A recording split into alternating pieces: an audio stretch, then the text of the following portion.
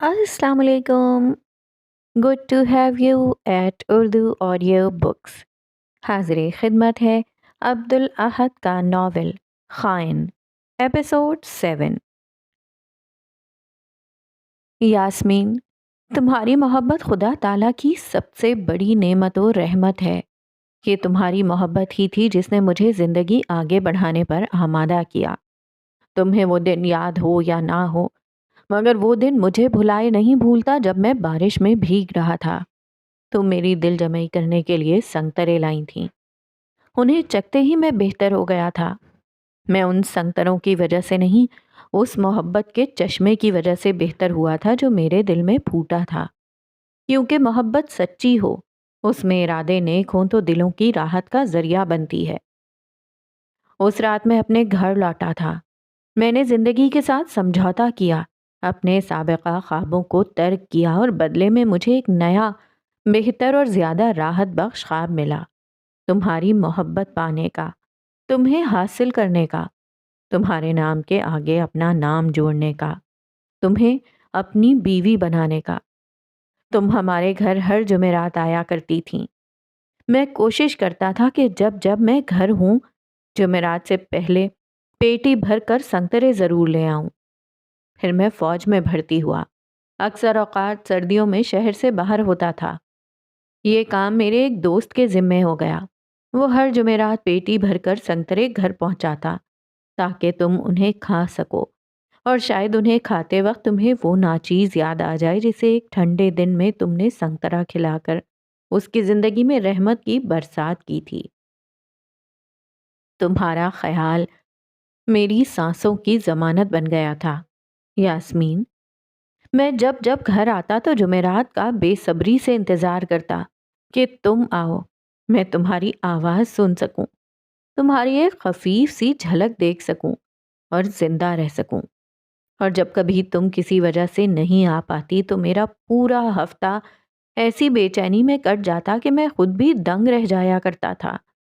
किसी से तुम्हारे मुतालिक पूछ भी नहीं पाता।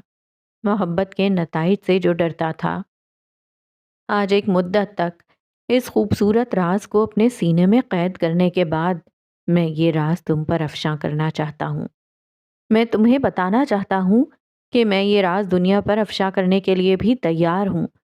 मैं तमाम नताइज भुगतने के लिए तैयार हूँ, क्योंकि मैं वो पुराना जमाल नहीं रहा, डरा हुआ, सहमा हुआ। मैं पहले से ज़्यादा मजबूत हूँ, इतना मजबूत कि तमाम रुकावटों का मुकाबला कर सकता हूँ। दुनिया से जंग लड़नी पड़ जाए तो भी लड़ लूँगा। तो सैयदा यास्मीन मुजाहिद, तुम ही ने कहा था ना कि कोई लड़की मुझे इनकार क्यों करेगी। मैं तो सिर्फ इतना जानता हूँ कि तुम कोई भी लड़की नहीं, तुम सबसे ख़ास, सबसे मुनफरिद और सबसे मुमताज़ हो। इसलिए तुम्हारा इनकार मेरे लिए गैर मुतवक्का नहीं होगा। तो क्या तुम तैयार हो? क्या तुम चाहोगी कि मैं अपने यकतरफ़ा जज्बात को एक मरहला आगे ले जाऊं? क्या तुम आने वाले मुस्तकबिल में मुझे बतौर जीवन साथी देखती हो? तुम्हारे जवाब का तलबगार, वो जो तुम्हारा बन जाने के लिए बेताब है, जमालुद्दीन। समात मुजस्सम हो गई और वो खुद मुजस्समा बन गई। वो ख़त उसकी उंगलियों के दरमियान फड़फड़ा रहा था। वो हैरत बेयकीनी के आलम में कंद किए गए लफ्ज़ों को घूरती रह गई। जिंदगी एक लम्हे के अंदर सवालिया निशान बन गई थी। मुश्की आसमान साफ था। निस्फुल कमर की तन्हाई घटाने के लिए सैकड़ों सितारे आन पहुंचे थे। फिजा में रक्स करती हुई ठंडी हवाएं किसी मुसरत भरे तरन्नुम में मुब्तला कर देती। दरख्तों के पत्तों पर रात भर बरसती हुई शबनम की तह जमी थी। वो दोनों सुनसान मगर पुरसुकून गली से गुजर रहे थे। जमात में पौन घंटा बाकी है, तुम इतना सवेरे क्यों उठा लाए मुझे? यावर के चेहरे पर गुनूदगी भरी हुई थी। तुम जानते हो मैं रात देर से सोया था। उसका बस नहीं चल रहा था खड़े खड़े नींद पूरी कर ले। बख्तियार चचा ज़रा पहले मस्जिद पहुंचकर तिलावत कुरान करने के आदी हैं, बस इसलिए। वो कदरे मुरझाया हुआ था। एक लम्हे में यावर की नींद उड़ी। उसने चौंक कर जमालुद्दीन को देखा। اور تمہیں یہ سب کیسے معلوم؟ وہ بے یقینی سے اسے گھورتا گیا۔ وہ میں وہ شرمسار ہوا۔ میں اکثر ان کی نظروں میں آنے کے لیے مسجد آیا کرتا تھا، کوشش کرتا تھا ان کے برابر میں جگہ مل جائے۔ حیرت شدید ہوئی۔ تم تو پہلے سے ہی سوا سیر نکلے، اتنی تیزی و تندی کہاں سے آ گئی تمہارے اندر؟ جمال کے چہرے کی ہوائیاں اب تک اڑی ہوئی تھیں۔ وہ دانستہ یاور سے نظریں ملانے سے گریز کر رہا تھا۔ اب لگ رہا ہے کہ پہلے سے زیادہ تیزی اور تندی، کوئی خوف کوئی ڈر آنکھوں میں چمکا۔ دکھانی پڑے گی۔ اس نے حلق سے ڈھیر سارا تھوک نگلا۔ یاور کے قدم سست ہوئے۔ وہ جمال کو گھورتا رہا مگر جمال بدستور لا تعلقی سے چلتا گیا۔ یاور نے رک کر اس کا بازو پکڑا اور اسے موڑا۔ تفتیش و تشویش سے بھویں سکڑی ہوئی تھیں۔ ایسا کون سا کارنامہ کرائے ہو؟ کیا چھپا رہے ہو مجھ سے؟ وہ بپھر کر بولا۔ جمال کو یوں لگا جیسے اس کی گردن کسی مضبوط ہاتھ نے دبوچی ہوئی ہو۔ وہ جواب دینے کے بجائے یہاں وہاں دیکھنے لگا۔ بولو بھی، کیا کر دیا ہے تم نے جمال؟ یاور کی پیشانی بل آلود ہوئی۔ شاید میں نے جذبات میں آ کر ایک بھنڈ کر دیا ہے۔ کون سا بھنڈ؟ یاور نے اس کے دونوں بازو پکڑ کر جھنجھوڑے۔ میں نے یاسمین کو خط لکھ بھیجا ہے۔ اس نے پلکیں میچ کر کسی مجرم کی طرح اعتراف کیا۔ یاور نے ایک جھٹکا کھایا۔ تم ہوش میں تو ہو، کم سے کم پوچھ ہی لیتے۔ مجھ سے رہا ہی نہیں گیا۔ اس نے گرد و نواح میں نظریں گھمائی اور آواز دھیمی کی۔ یاور پیشانی مسلتے کچھ سوچنے لگا۔ کیسے نہیں رہا گیا؟ پہلے تو اتنا ڈر رہے تھے اور اب قدم اٹھایا تو اتنا بڑا، تھوڑا انتظار ہی کر لیا ہوتا۔ اب کیا کروں بتاؤ؟ جمال الدین کے کانوں سے دھواں اٹھا۔ یاور نے اسے مایوسی سے دیکھتے ہوئے گردن دائیں بائیں ہلائی۔ فی الحال اس کے جواب کا انتظار۔ وہ سنبھل کر بولا اور آگے سے آگے چلنے لگا۔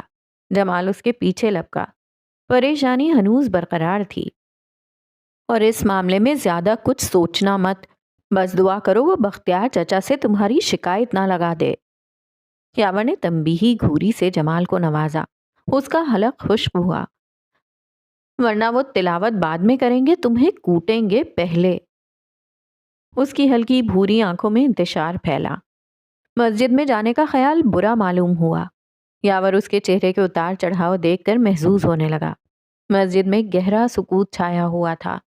پہلی صف پر چند بزرگ بیٹھے قرآن کی تلاوت کر رہے تھے۔ وہ دونوں بھی وضو بنا کر صفوں تک جا رہے تھے۔ جمال کا دل زوروں سے دھڑک رہا تھا، کہیں شیر اس بیچارے ہرن کا گلا دبوچ کر اسے ہلاک ہی نہ کر دے۔ کھٹ پٹ پر بختیار مجاہد نے گردن موڑی۔ جمال کو اپنا آپ اس فاختہ جیسا محسوس ہوا جس پر جنگلی بلی وار کرنے کو تیار بیٹھی ہو۔ بختیار مجاہد کی نظر یاور سے ہوتے ہوئے اس پر ٹھہری۔ پیشانی سے پسینہ پھوٹ کر وضو کے پانی کے ساتھ مل کر چٹائی پر ٹپکا۔ کئی ساتیں جمال کو صدیوں جتنی طویل لگیں۔ پھر وہ مسکرا دیے۔ جمال کو نئے سرے سے سانس مہیا ہوئی۔ اس نے شکر کا کلمہ پڑھتے ہوئے یاور کو دیکھا جو اس کی بے بسی پر آنکھوں آنکھ مذاق اڑا رہا تھا۔ وہ خوش ہوئے تھے۔ جمال نے یاور کے کان میں سرگوشی کی۔ تھوڑا صبر رکھو، اتنی جلدی کوئی کسی سے متاثر نہیں ہوتا۔ مجھ سے صبر ہی تو نہیں ہو رہا۔ کس نے کہا تھا خط لکھ کر گردن کے اوپر تلوار ٹانگ لو؟ میں مجبور ہو گیا تھا۔ اب میں کیا ہی؟ یک بارگی ان کے سامنے بیٹھے بزرگ مڑے، چہرے پر ناگواری تھی۔ مسجد عبادت گاہ ہے جوانوں۔ وہ دونوں ٹھٹک گئے۔ جمال کو شرم کا احساس تب ہوا جب بختیار مجاہد نے بھی مڑ کر دیکھا اور گردن ہلاتے ہوئے بزرگ کی بات کی تائید کی۔ مسجدوں میں دنیا چھوڑ کر آیا جاتا ہے، وہ سخت لہجے میں کہہ کر واپس مڑ گئے۔ جمال اور یاور گردن جھکائے بیٹھے رہے۔ بختیار اب تک اسے گھور رہے تھے۔ اس کے دل کی رفتار تیز ہو گئی۔ فجر کی نماز کے وقت جمال نے پوری کوشش کی کہ اسے بختیار مجاہد کے برابر والی صف میں جگہ ملے، اور یہاں تک کہ وہ کامیاب بھی ہو گیا۔ نماز پڑھی گئی اور پھر بختیار مجاہد تسبیح کے دانے گرانے لگے۔ جمال نے ان کے انتظار میں نہ جانے کون کون سی دعائیں پڑھ ڈالی، مگر ان کی تسبیح ختم ہونے کا نام ہی نہ لیتی۔ طویل انتظار کے بعد وہ فارغ ہو گئے۔ جمال چہرے پر ہاتھ پھیرتے اٹھ کھڑا ہوا۔ اس نے گردن گھما کر یاور کو تلاش کیا مگر وہ جا چکا تھا۔ السلام علیکم بختیار چچا۔ بات کا آغاز اسے ہی کرنا پڑا۔ یہ خواہش ہی رہ گئی کہ وہ اس سے کبھی خود بات کریں۔ وہ ہاتھ باندھے اس کے ساتھ چلتے ہوئے اسے سننے لگے۔ وعلیکم السلام، آج مسجد بڑی جلدی آنا ہوا۔ سوچا آج تھوڑی زیادہ برکتیں لے لوں اور موقع پا کر آپ کی دعائیں بھی۔ اس کے ہاتھ گھبراہٹ کے مارے برف ہونے لگے، جبڑے لرز رہے تھے، جملے بننا نہایت دشوار تھا۔ بختیار مجاہد نے ایک مسکراہٹ کے سنگ اسے دیکھا۔ تم تو ہماری سوچ سے زیادہ نیک ثابت ہوئے، یاور نظر نہیں آ رہا؟ تعریف پر جمال کے گال بے اختیار سرخ پڑے۔ جی اسے ذرا جلدی جانا پڑا، میری چھٹیاں ہیں اس لیے فارغ ہوتا ہوں۔ آپ کو شادی کی تیاریوں کے لیے کسی کی ضرورت ہو تو مجھے بلوا بھیجیے گا۔ اس نے ادب سے سر کو خم دے کر پیشکش دی۔ انہوں نے سر اس بات میں ہلایا۔ بالکل، کیوں نہیں؟ تمہارے باپ کو اعتراض تو نہیں ہوگا؟ وہ مصدق کا ذکر کرتے ہوئے ذرا سا خائف ہوئے۔ میں انہیں منا لوں گا، آپ بس مجھے اپنی خدمت کرنے کا موقع ضرور دیجیے گا۔ اب کی بار بختیار مجاہد نے اسے نظر بھر کر دیکھا۔ یہ نوجوان اچانک اتنا کیوں اتاولا ہونے لگا تھا؟ تم کیوں ہماری خدمت کرنے کے لیے بے تاب ہو برخوردار؟ ان کے طنزیہ انداز پر جمال کا جسم تپا۔ اس نے بے اختیار مسکرا کر کرتے کا گریبان وا کیا اور گہری سانس خارج کی۔ بس آپ کے قریب رہنے کا دل چاہتا ہے، اور وہ آنکھیں گھماتے سوچنے لگا۔ آپ کی دعاؤں کی ضرورت ہے۔ وہ ہلکا سا مسکرائے مگر آنکھیں اب تک کچھ مشکوک تھیں۔ دعاؤں کی طلب اچھی چیز ہے برخوردار، مگر اتنی بے قراری، اتنی بے تابی۔ جمال نے دل ہی دل میں خود کو سرزنش کیا۔ یہ وہ کیا کر بیٹھا تھا؟ کہیں وقت سے پہلے اس کے ارادوں کے پردے چاک نہ ہو جائیں۔ آپ کی رہنمائی بس۔ وہ لڑکا جو انہیں مسجد میں کبھی کبھار دکھ جایا کرتا تھا، ٹھیک سے صرف ایک ہی بار ملا تھا، ان سے آخر کس رہنمائی کا طلبگار تھا؟ ان کا شک 7ویں آسمان کو پہنچا۔ وہ تو ٹھیک ہے، مگر بہتر بننے کے لیے نیتوں کا صاف ہونا بھی ضروری ہے۔ وہ تو صاف ہیں جی۔ وہ بری طرح گڑبڑایا۔ اس نے عہد کیا آئندہ یاور کے مشورے کے بغیر کبھی خود سے کوئی الٹی سیدھی حرکت نہیں کرے گا، مگر آپ کے ساتھ اور بہتر ہو جائیں گی۔ بختیار نے اسے پرکھتے ہوئے ایک سانس خارج کی۔ ہم اپنے وضو کا لوٹا وضو خانے میں بھول آئے ہیں، فی الحال اسے واپس لانا ہی بڑی خدمت ہوگی۔ وہ بولے، ابھی لایا؟ وہ ادب سے کہہ کر مسجد میں بھاگا۔ وہ آنکھیں چھوٹی کیے اسے دیکھتے گئے، لبوں پر ایک زو مانا مسکراہٹ سجائی۔ بات صرف دعاؤں اور رہنمائی کی ہو ہی نہیں سکتی۔ تسبیح کا دانہ گراتے ہوئے انہوں نے دل میں تبصرہ کیا۔ آپ کی طبیعت کچھ بوجھل لگ رہی ہے نور العین۔ صبح باسی ہونے کو تھی۔ گلاب فاطمہ لکڑی کی کرسی پر بیٹھی اپنے پاندان میں پان کے پتے بھر رہی تھیں۔ ان کے سامنے صوفے پر نور العین بیٹھی تھی۔ رنگت زرد ہو رہی تھی، جسم میں جیسے جان تھی ہی نہیں۔ وہ خلا میں نہ جانے کس غیر مرئی شے کی متلاشی تھی۔ نہیں جانتے دادی جان، ہم بھول گئے ہیں آخری مرتبہ یہ دل بوجھل کب نہیں تھا۔ بے تاثر کھردری آواز۔ اس نے نظر اٹھا کر بوڑھی عورت کو دیکھا۔ کیا پریشان کر رہا ہے ہماری نور العین کو؟ آنکھوں میں تشویش اور لبوں پر مسکراہٹ ابھری۔ سب کچھ، آپ کی نوری کو سارا جہاں ستا رہا ہے دادی۔ کچھ ٹھیک نہیں لگتا دادی، کچھ بھی نہیں۔ گلاب فاطمہ نے ایک نظر اس کے سراپے کو دیکھا۔ بکھری ہوئی لٹیں، ہلکان سی بے نور آنکھیں، مرجھائے ہوئے کندھے۔ ان کی فکر بڑھنے لگی۔ انہوں نے پاندان اپنے بغل میں رکھا اور نرمی سے مسکرائیں۔ آپ آئیے، ہمارے پہلو میں بیٹھیے، ہم آپ کے سر کی مالش کرتے ہیں۔ رہنے دیں دادی، ہمارا دل نہیں ہے، وہ بیزاری سے بولی۔ دادی کو انکار کریں گی؟ ہمارا دل بوڑھا ضرور ہے مگر حساس ہے۔ اب کہ وہ انکار نہ کر سکی، اپنی چوٹی کھولتے ہوئے فوراً سے پہلے گلاب فاطمہ کے گھٹنوں کے سامنے ان سے پشت کیے بیٹھ گئی۔ گلاب فاطمہ نے اس کے بال اپنی رانوں پر کسی مشکی چادر کی طرح پھیلائے اور انہیں نرمی سے سہلایا۔ آپ کے بال ہمیں اپنی ماں جی کی یاد دلاتے ہیں۔ ٹھیک ایسے ہی بال تھے ان کے۔ سارے لکھنؤ کی عورتیں ان کے بالوں کو دیکھ کر رشک کرتی تھیں۔ سکون سا اس کی روح میں دوڑتا چلا گیا۔ وہ اس کے سر پر نرمی سے انگلیاں پھیر رہی تھیں۔ آپ کو آج بھی لکھنؤ یاد آتا ہے؟ ہاں، بہت۔ ڈھلتی ہوئی عمر میں انسان بچپن کو بڑی شدت سے یاد کرتا ہے۔ آپ سب کو بھی یہ خالص بولی، یہ لہجہ وہیں سے ملا ہے۔ گو کہ ہمارے بچپن کا یہ حصہ آپ سب میں بھی منتقل ہو گیا۔ نورالعین نے آنکھیں بند کیے کچھ دیر سکون کو اندر اتارا، مگر چند لمحوں کی پرسکون تاریکی کے بعد وہی چہرہ ابھرا۔ گھونگھریالے بالوں والا شنکر، کبھی ہنستا، کبھی مسکراتا، کبھی اونچی آواز میں شعر پڑھتا، کبھی اسے سراہتا، اس کے دیدار پر آنکھوں کو خمار آلود کر دیتا۔ آخر یہ خیال اس کا پیچھا کیوں نہ چھوڑتا۔ دادی، ایک بات پوچھ سکتے ہیں؟ وہ دھیمی آواز میں بولی، آنسو بمشکل ضبط کیے۔ گلاب فاطمہ بدستور سر پر ہاتھ پھیرتی گئیں۔ انسان جانتے بوجھتے کبھی کبھار، آنسو پیے آواز نم ہوئی، کبھی کبھار غلط کیوں کر بیٹھتا ہے؟ وہ جانتے بوجھتے ہر چیز سے آشنا ہوتے ہوئے بھی برائی منتخب کیوں کرتا ہے؟ برائی پرکشش ہوتی ہے نورالعین، اس لیے۔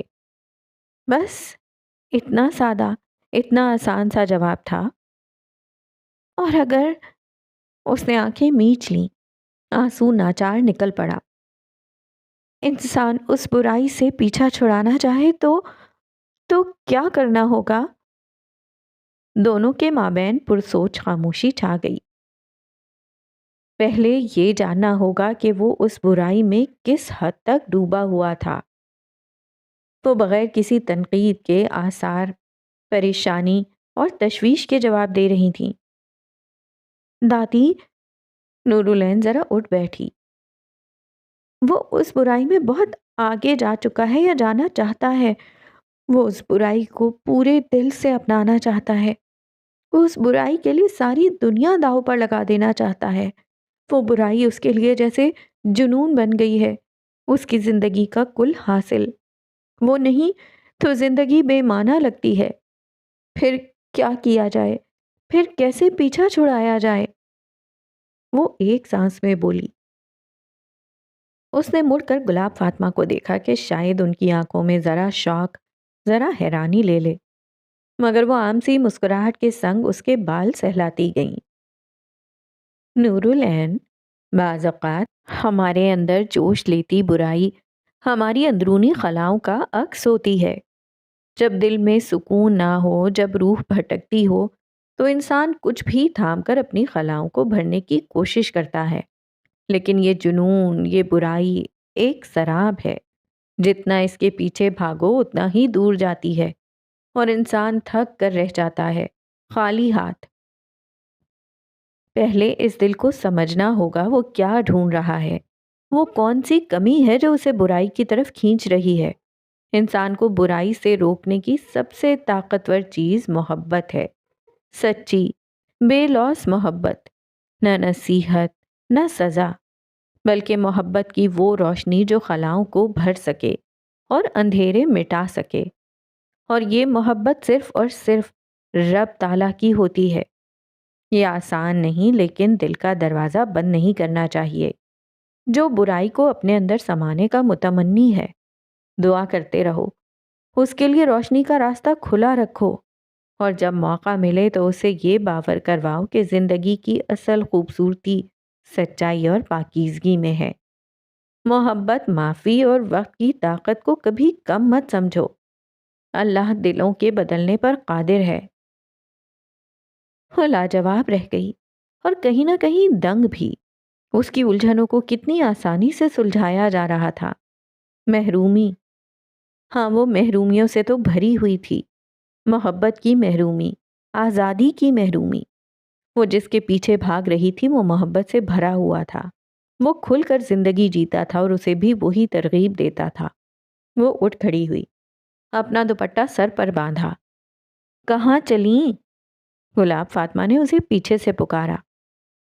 چمن گلاب، دلہن بننے والی ہیں، یوں باہر جاتی اچھی نہیں لگیں گی۔ انہوں نے خفگی سے کہتے اسے روکنا چاہا۔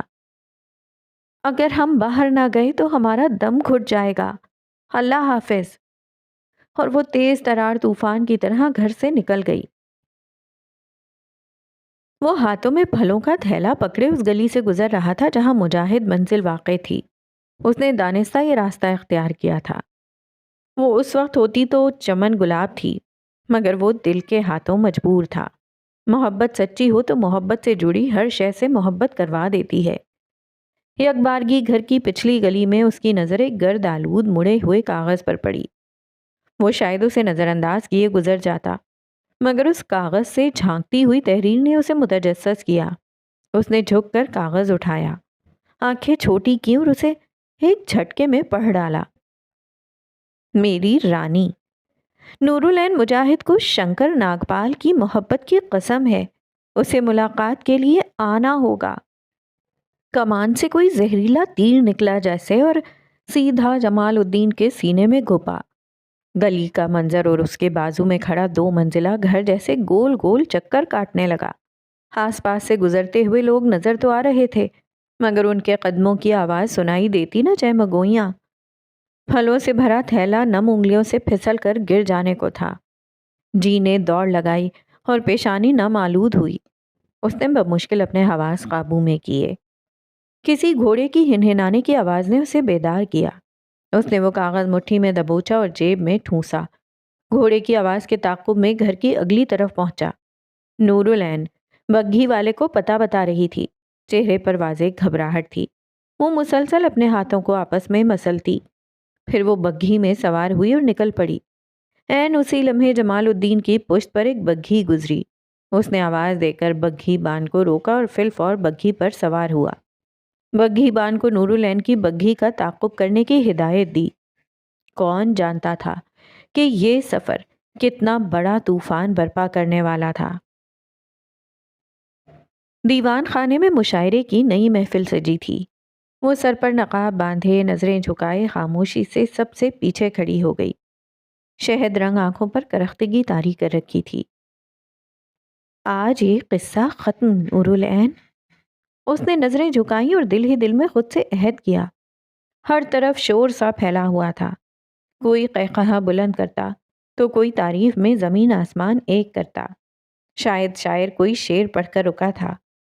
نور العین مجاہد نے نظریں اٹھانے کی بڑی حماقت کر دی۔ کہتے ہیں برائی آنکھوں کے ذریعے دل میں داخل ہوتی ہے۔ وہ اس شخص کو بھی برائی کے ہم پلہ لے آئی تھی، اگرچہ وہ برا تھا لیکن اس قدر دلکش کیوں تھا؟ نور العین مجاہد کی پختہ سوچ، نیت اور ارادے آندھی کی لپیٹ میں آ گئے۔ کوئی اس قصے کو کیسے ختم کر سکتا ہے؟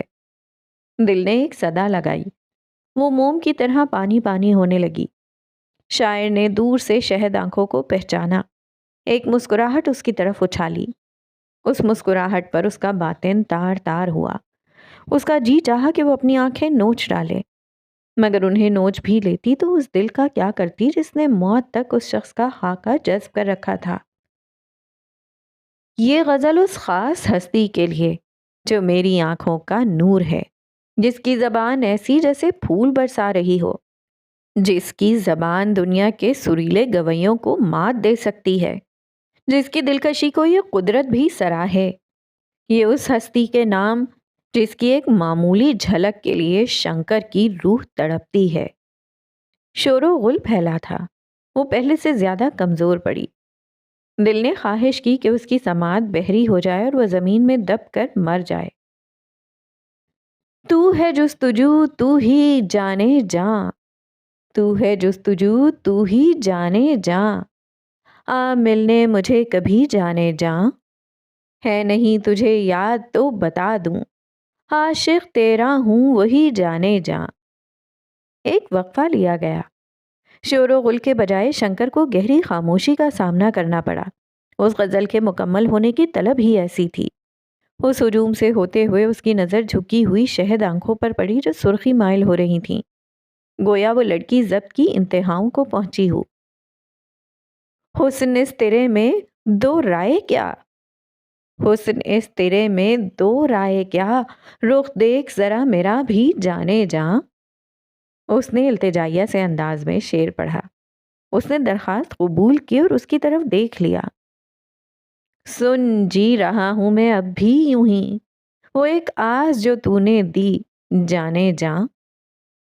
وہ خاموش ہو گیا۔ کتھئی بھوری آنکھوں میں تشویش اور پریشانی تھی۔